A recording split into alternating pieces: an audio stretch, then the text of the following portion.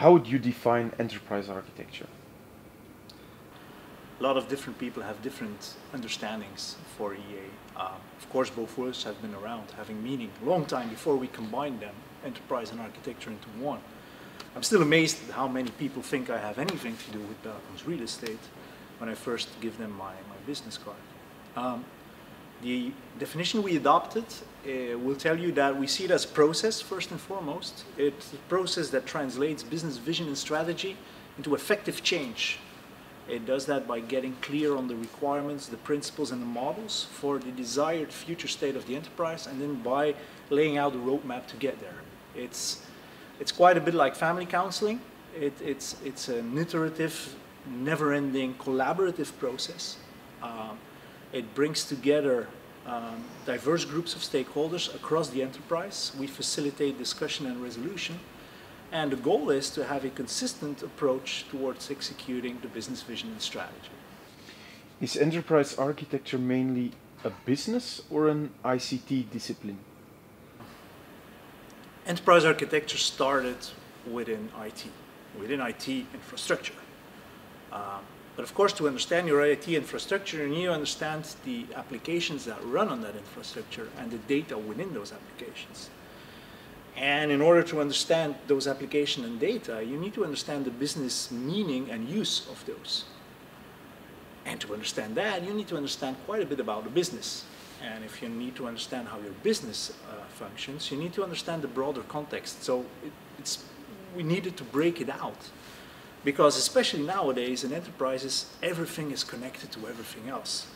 And I think that's the essence of enterprise architecture, or the real reason for doing enterprise architecture is that things tend to work better if they work together on purpose, not by accident. What are the main issues or problems for enterprise architecture? The main problems is what I do as an enterprise architect is I give direction and structure to the purpose that I derive from the business vision and strategy. How I do that is by asking questions, by making sure that all the right questions are asked and answered in the many decisional arenas that the enterprise is, and in a way that the whole remains consistent. Now, by doing that, I'm a scary guy for a lot of people in my organization, in the sense that I have them face things they may not want to face right now, and I take away their excuses up front. I have them think things through on the longer term and on a bigger picture.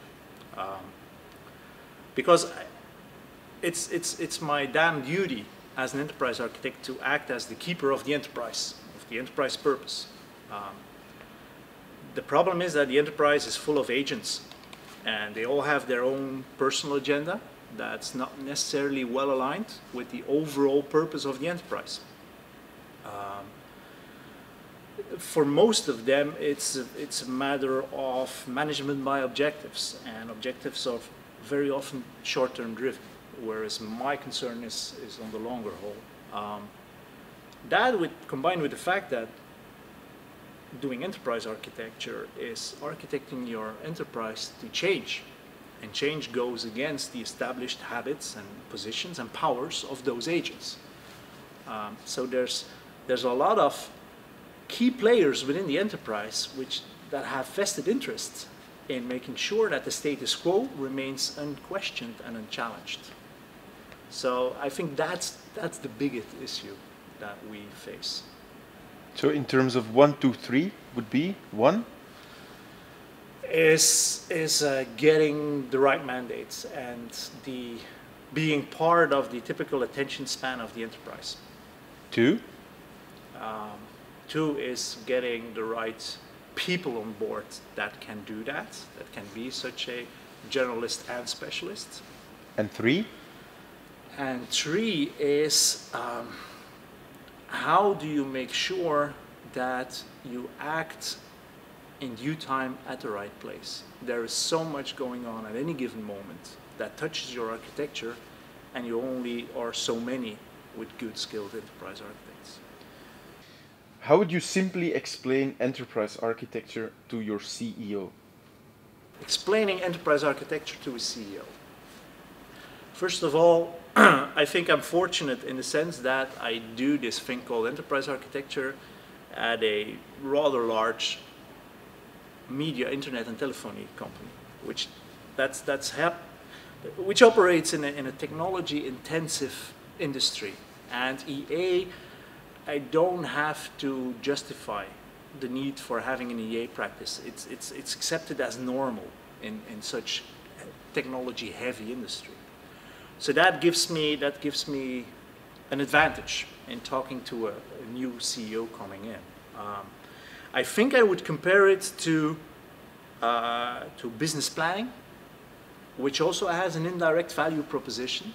I would try to make him or her see that the CEO is the real chief enterprise architect of the enterprise, because they have the power to make decisions that change the shape and structure of your enterprise. And as an enterprise architect, I'm only there to help them by giving them expertise, expert guidance, thought leadership on those aspects. But I cannot and should never want to take over the accountability for the delivery and the performance of the architecture. How would your organization be different without enterprise architecture? How would the enterprise look like without enterprise architecture? Now that's a really scary thought. I don't know, I think we would be missing out on some opportunities, but future opportunities. I don't think there would be much visible effect on the short term when we would take away enterprise architecture. But on the long term, I think we would see that needless complexity would continue to grow, resulting in more disconnected systems, duplicate systems, inconsistent data, lower end-user experience. So costs would go up and inefficiencies would grow, but over time. I don't think there would be much visible effect on the short term. How do you justify an investment in enterprise architecture in your organization?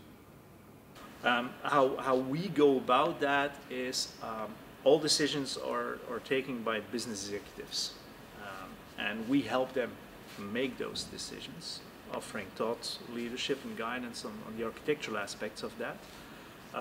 But at the end of the day, they're the guys and girls responsible or accountable for the delivery and the performance.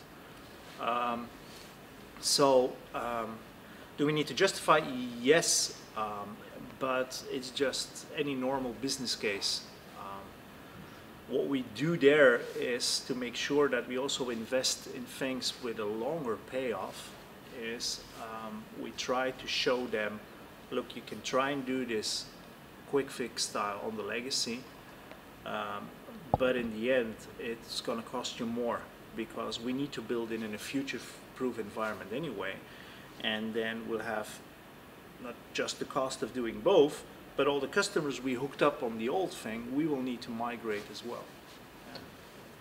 Do you use KPIs to track the performance of your enterprise architecting? There's no KPIs on enterprise architecture specifically, but when we build a business case like that, we do have KPIs that will measure performance, stability, things like that. A big team within my company right now is time to market, but with quality.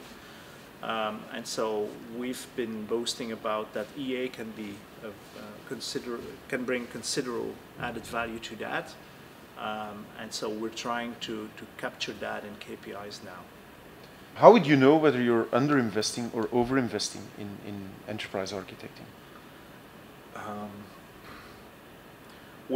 The enterprise architecture team we're a lean and mean overhead. We're highly paid individuals, but there's a very limited number of us. Because in Belgacom, we are working with a federated model for doing architecture, and it has 3 distinct roles. You have the enterprise architect, which is a generalist with good knowledge across many fields and disciplines. less subject to bias that comes with an expertise, so extremely well positioned to do problem formulating and goal setting. Then we have a second role is the domain architect with deep specialist knowledge in a given field or discipline. So extremely well positioned to do the problem solving, provided that his discipline or field is well aligned to the cause. And then we have a third breed of architects, which we call project architects or solution architects. They kind of sit in between. They work out solutions that work all the way, end to end, that fit within the EA and the agreed upon principles and standards, combining different fields and disciplines. Now, we've seemed to have settled on a ratio of 1 in 10. For every 10 local architects out there, because they reside within the departments, we have one enterprise architect sitting centrally in a technostructure function, and engaging with the local architects in a typical mentor-guide review relationship. And if I tell you that we have about 100 architects in the company, we have about 10 enterprise architects. When would someone be a good enterprise architect? A good architect. Scott Bittler, who's now at Gardner, he had that question from a number of his clients, and he took the time to list. He wrote a paper, I believe it was called "The Key Characteristics of the Effective Enterprise Architect." It were 17 characteristics. It had things like being enthusiastic and passionate, being well respected and influential, being articulate and persuasive, good at helicoptering, strategic, knowledgeable of the business, able to be taught, able to negotiate, facilitate, use a whiteboard effectively. There were 17 in total, and they were all of those were non-technical. So I think that it's mainly a question of soft skills. No, I need to add to that when we hunt for enterprise architects, we consider good technical skills a given, sort of Olympic minimum, but then we will hire for soft skills and attitudes. So it's a bit as, they need to be generalists, but to be able to be a generalist and get away with it, they need to be at least as good as a typical specialist in a given field, or maybe two. So am I not putting the bar too high?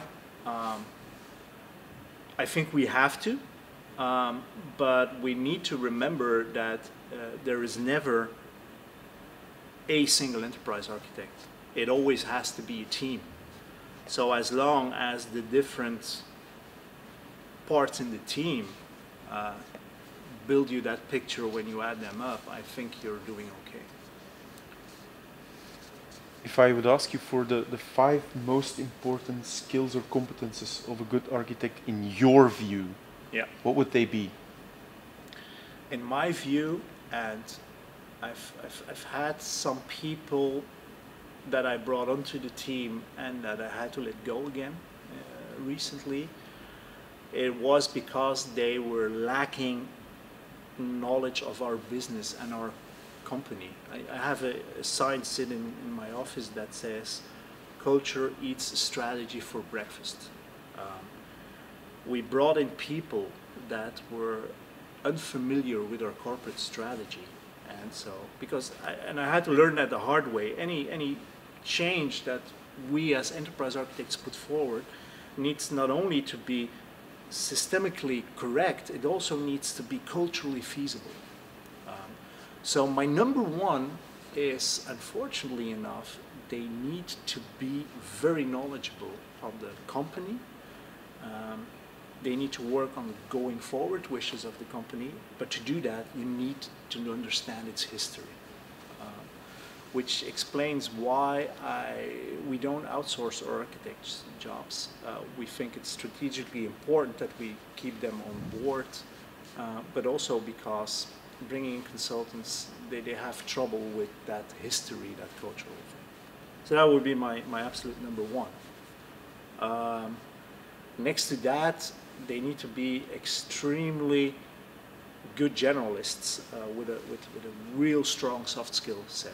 They need to be able to have that rare ability of being able to zoom in when they talk with a specialist, which they need to convince about, you need to do this now because, and the next minute they need to be able to zoom out because they ride the elevator up with the new CFO or whatever, and they need to have, they get this moment for an elevator pitch. Governance. Where is enterprise architecture situated in your organization? I told you we're a lean and mean overhead.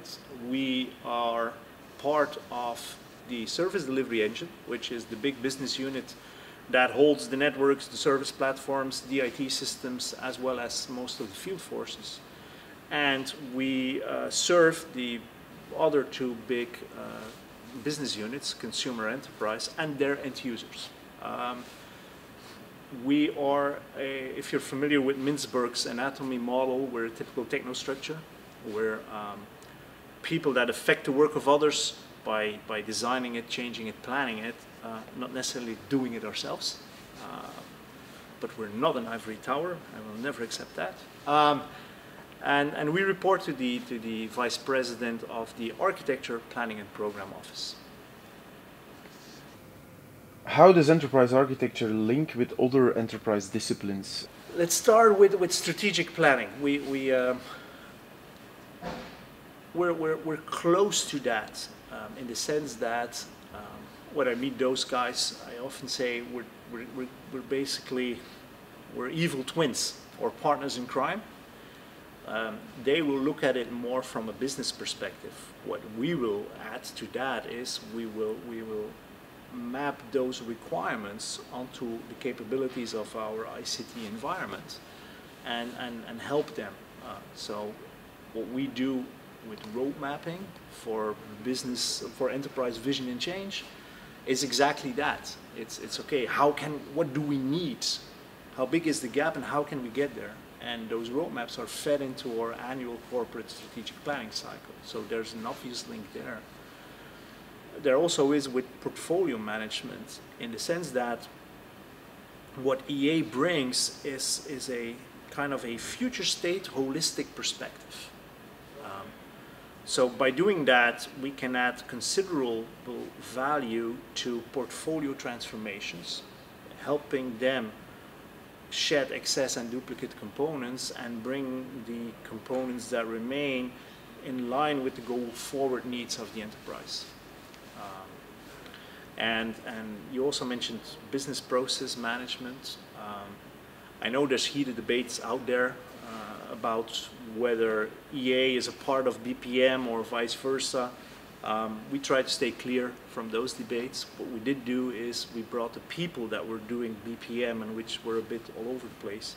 We brought them under the same leadership as the enterprise architects, and we're working at getting those boys and girls do more process design rather than management. So more future looking than worrying about the as-is. How passionate are you about enterprise architecture? It's the position I've held on to the longest, and I still don't think I'm ready. It still feels like I'm only just starting. It's been a hell of a ride. When I accepted the position, I had such great hopes, naive hopes maybe. I was gonna build a framework for transforming the spaghetti legacy. I was gonna get technical and business people on the same page for investments. I was gonna help rationalize business operations. It's been my finding that running EA at a big service provider like ours is less about getting an actual grip on strategic direction and much more about putting out fires. But for all its frustrations, doing it in a company like Belgacom also has many advantages. We do have big budgets, so we get to actually do exciting stuff, not just make plans for. There's this strategic role in being a linchpin in connecting business and IT as we plan for the future. And there's at least some impact on growth and profit. But making the most of those advantages requires a lot of efficiency in the inevitable firefighting, in navigating the internal politics, and in carving out time to work on those few strategic priorities you picked.